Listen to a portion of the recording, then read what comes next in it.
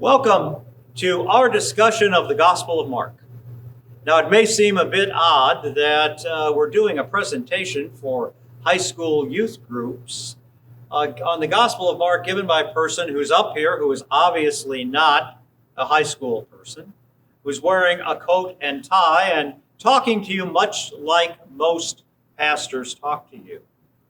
But I'm doing that not because I'm an expert on the Gospel of Mark. I'm doing that because I see a real urgency in the church today. An urgency that your generation is going to have to respond to and respond well. And why did I choose the Gospel of Mark to talk about? Quite frankly, not simply because it's the shortest gospel. And I know when I was in high school and people said, we're going to pick a gospel to read, I would always suggest Mark because it was easy. You could read the entire gospel in about an hour. But it's not that Mark is simple. Not at all. The gospel is not simple. The gospel leaves a lot of space. It's what we call an evocative gospel. The word to evoke means to stir up something inside. And a classic example today is when we look at a meme. There's not a lot of text, is there? It's a picture and a few words, but it gives us a feeling. It gives us a call, if you will, to respond in a certain way. We may laugh. A lot of them are funny and humorous. We may cry. Some are sad. They touch our emotions. And some make us mad because some call out those prejudices that are out there, those things that break our heart. And that's what the Gospel of Mark is like. We always have to remember that when this gospel was produced, people just did not go home and sit with a candle and read the gospel. No, it was read to them. It was performed. And like any other performance, it was designed to elicit a feeling. I mean, if you watch something on Netflix, you watch something on TV, the goal is to make you feel a certain way. The goal is to compel you to relate to the characters or not like the characters or vow you'll never be like certain characters. That's the goal of performance, and that's what's happening in Mark. Now today we're going to focus on what I consider to be one of the most difficult verses in that entire gospel. And it's really very short. It's only 6 verses. It's the story of Jesus and the Syro-Phoenician woman. Now it's also told in the Gospel of Matthew, but Matthew adds a little more detail. Matthew fleshes it out a little bit. You know, it's like when you write a paper. I remember when I was in high school and I would write a paper, and it would always come back from the teacher with the same comment. You need to add a little more detail. This doesn't really say anything. So Matthew adds a little more detail, but it doesn't take away from the message that we're going to talk about today. The message that I think can really bring about some very, very real action on your part. And so let's read now from the Gospel of Matthew, and this is in chapter 7. Now you might be interested to know that when Matthew wrote this, or when Mark wrote this, I should say, he did not divide it into chapters. That was something that happened later. So he didn't sit there numbering all the verses. But thanks to the nice folks who did, we now have some order to the Markan Gospel. So we're going to read from chapter 7, beginning at verse 24. Jesus got up and went away from there to the region of Tyre. Now we have to understand what's going on here. Jesus had a bit of celebrity about him. I mean, he was the person who was healing. There were people saying, this is the Messiah. He had this group of folks following him, the crowds following him. They were pleading with him to heal them, cure them of their illnesses, cure their family, release those unclean spirits. And that happened a lot. And so Jesus wanted to get away. Now, why he went to Tyre, this was Gentile, non-Jewish territory, we really don't know. Mark doesn't say, but Jesus goes to Tyre. And when he had entered a house, he wanted no one to know of it. Jesus is saying, look, I got to get some private time here, okay? I know I'm the Son of God and I've been doing a lot of healing, but I got a little time alone. I need to spend some time alone, just collect my thoughts. But he could not escape notice. Isn't that interesting? Jesus could not escape notice even among the non-Jewish people. His word had spread about this healer, this man who could work true miracles. But after hearing him, a woman whose little daughter had an unclean spirit immediately came and fell at his feet. Now, we really don't know anything about the daughter. We don't know how old she is, because that's not the purpose of the story. The purpose of the story is the woman's daughter is ill. And think about that. Whenever a parent has a child who is seriously ill, perhaps terminally ill, the parent will do anything to save that child. And that's what's happening here. Now, the woman was a Gentile, meaning she was not of the Jewish faith tradition, of the Syro-Phoenician race. Now, the Syro-Phoenicians, the Phoenicians and the Israelites had a very difficult history. They didn't get along. The only thing they had in common was they were both under the oppression of the Roman Empire. And the Roman Empire was taking away their identity. But the Phoenicians and the Israelites had been enemies for some time. In fact, the Phoenicians looked down on the Israelites. They were the poor people. The Phoenicians were an economic power. They were great seafaring people. And they actually were viewed very negatively by the Israelites. And I should add at this point that under the Roman Empire and even under colonial empires in contemporary history, often there's an intent to take away a national identity, an ethnic identity.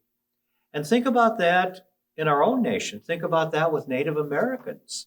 Our identity was taken away, their identity was taken away, their traditions taken away, and their most sacred thing, their land, was taken away. And that's what was happening to both the Phoenicians and the Israelites. And now something very interesting takes place. The woman, as I said, was a Gentile of the Syro-Phoenician race, and she kept asking him to cast the demon out of her daughter. She was persistent. Oh, Jesus, Jesus, Jesus. Do something for my daughter. She's going to die if this doesn't change. She's going to be an outcast. And he was saying to her, let the children be satisfied first. And he's talking about the Israelites. For it is not good to take the children's bread and throw it to the dogs. But she answered and said to him, yes, Lord, but even the dogs under the table feed on the children's crumbs. And he said to her, because of this answer, go. The demon has gone out of your daughter. And going back to her home, she found the child lying on the bed. The demon had left. Now we're going to talk about two very important questions. First of all, why did Jesus call her a dog? That's not the Jesus we read about in Sunday school, is it? The smiling Jesus who invites little children to him. The healer, the comforter, the man of unbelievable compassion. It's not the Jesus we know. But here was Jesus, the Israelite, with this difficult history between the Israelites and the Phoenicians. And as the Roman Empire tried to take away the identity of the Israelites, one of the things that happened, and it happened with all people under oppression, is that they tried to develop a sense of national unity. And that meant that they had to look at other people as an enemy. And the Phoenicians had been their enemy. The only thing they had in common, as I said, they were both under Roman domination. And so when Jesus called her a dog, it was really not Jesus being evil or mean, or the Israelites being evil or mean or bad people. It was a function of that national identity, a function of that sense that this is who we are. And so what does Jesus do? Jesus does what's called animal masking. And in very simple terms, that just means that you are calling someone an animal to make certain they know that they are less than you or that they are your enemy. Now take a moment and think about this. Have you heard people today call other people animals? Have you heard people today call other people pigs, dogs, or simply wild animals? They're like animals. Think about that. Have you ever been called an animal name? Oh, she eats like a pig. Look at that. He walks like a duck. Look at that. He runs like a scared cat. All those names we are called or call other people. And also, while you have that in mind, think about, are there people that you've never met but you're fearful of just because what you've heard about them? Or groups of people that you have never met but you're fearful of them? That's what we call animal masking. And that's what was happening right here. But then the Syrophoenician woman does something very interesting. And I know some people, when they talk about this gospel text, they say, well, she talked back. That's far more than talking back. We all know about talking back. We've all done it with parents, with teachers. We all talk back. No, she uses what's called disruptive speech. She turned what Jesus said right around. Disruptive speech, that's exactly what it was. And the fact of the matter is, disruptive speech can make a change. Made a change here. What did Jesus say? Go, your daughter is healed. Now it's interesting, Jesus didn't say, hang on, I'll go over to your house, lay my hands on your daughter, she'll be healed. Jesus didn't say, let me go pray about it, your daughter will be healed. No, disruptive speech brought about a change. Ask yourself today, when has disruptive speech brought about a change in our lives? Think about the civil rights movement. Nonviolent disruptive speech. Dr. Martin Luther King, disruptive speech. All throughout the civil rights movement, true change has occurred, not by violent confrontation, not by animosity. It's occurred because of disruptive speech, which means I'm not going to accept a characterization that is not true. I am not going to accept a characterization that's untrue. And now I ask you, in your own life, have you ever used disruptive speech to break down some kind of a stereotype? Do you overcome prejudice against someone or a group of individuals? But here's the real key. You know, every generation talks about transforming the world. My generation did. And, you know, I was talking to someone who was my contemporary the other day, and they said, you know, we had all these great dreams when we were in college. We had all these great dreams when we were first talking about what we would do to the world when we were in charge, and look at the mess we've made. You have the opportunity right now to change the world. You have the opportunity to use disruptive speech. Not in anger, not in hate, but standing against those two things. Standing against false characterizations of people. Standing against prejudice, that's how it's done. Calling it out, turning it around, making change. And why do I say your generation has the ability to do that more than our generation or any prior generation? One simple reason. You have immediate access to a platform.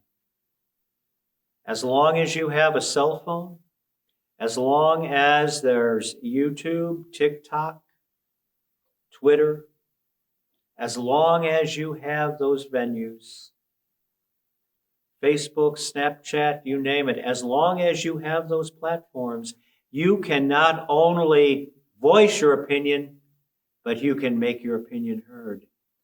And you can make your opinion heard in ways that don't hate, that don't demean, that encourage people to look at something and say it's wrong. That's what happened in the story of the Syrophoenician woman. That's why the Gospel of Mark is so beautiful, because it compels action. And now as we close, what I'm going to ask you to do this week, is I want you to spend time thinking about how you can use disruptive speech to challenge a stereotype. How can you use disruptive speech, for example, to challenge the fact that people don't give high school students any sense of a voice? That somehow high school is supposed to be that time when everything is protected. You're protected from the world and protected from yourself, and you have all these emotions going crazy. And think about how you might use disruptive speech to change that image. Think about how you might use disruptive speech to combat a form of hate. We have seen so many examples of hate in our nation recently. And this is not a political webinar, but I'm simply saying, look at what happened to our Asian American, Pacific Islander brothers and sisters, to African Americans, to people of color everywhere. Think about how disruptive speech could bring about a new harmony among people, a new peace among people. And think about what you can do in that regard. Now, in certain versions, in the Common English Bible, the story does not end with Jesus simply saying, go home, your daughter's healed, the demon is left. Jesus actually says, after the woman says that, Jesus goes, good answer. The fact of the matter is, it was not only a good answer, it was the only answer. And when we look at a world that's very broken, we need to always come up with what is the only answer. And that only answer, if we really want to say, this is not a sermon, but we'll end it this way. If we really want to say that we're followers of Jesus Christ, the only thing we need to do is say, there is only one answer.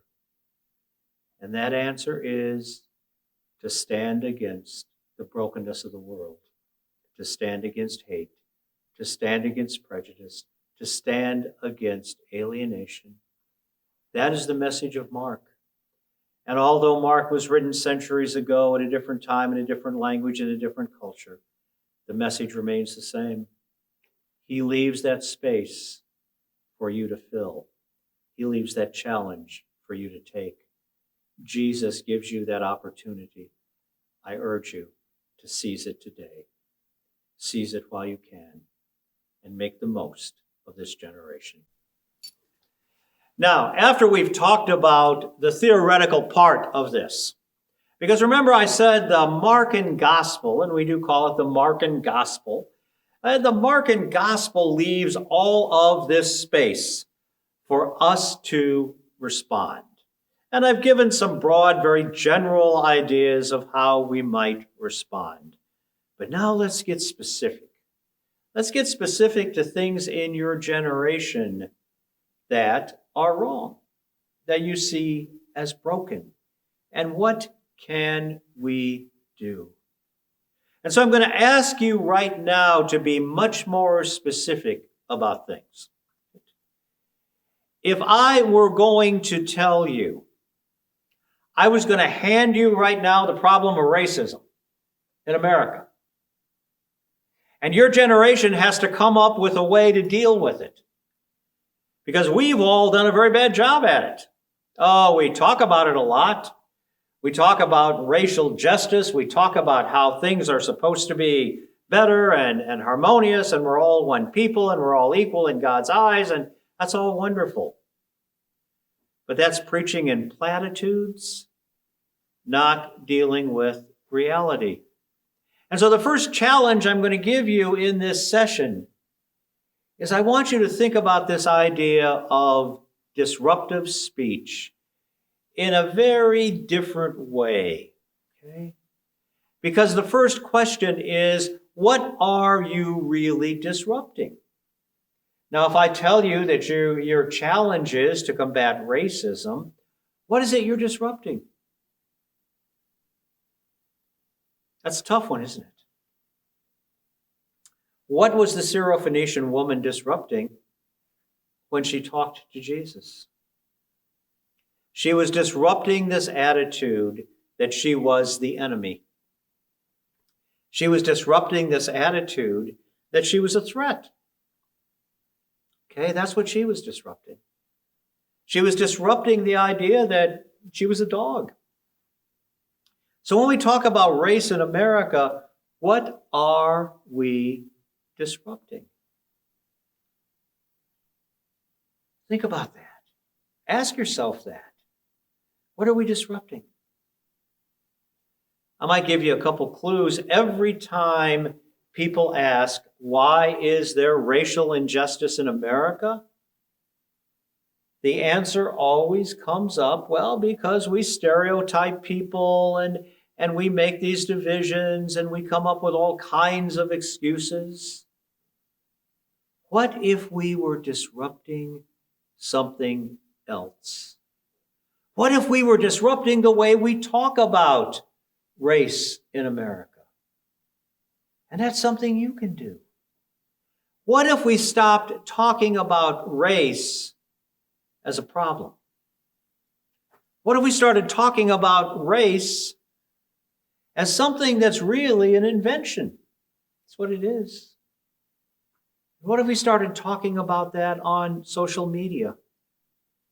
What if we started talking about diversity in this country as something to be valued, something to be shared?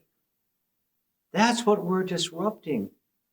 We always talk about race as if it's some kind of war of the races. What if we were disrupting that image and started talking about race in another way?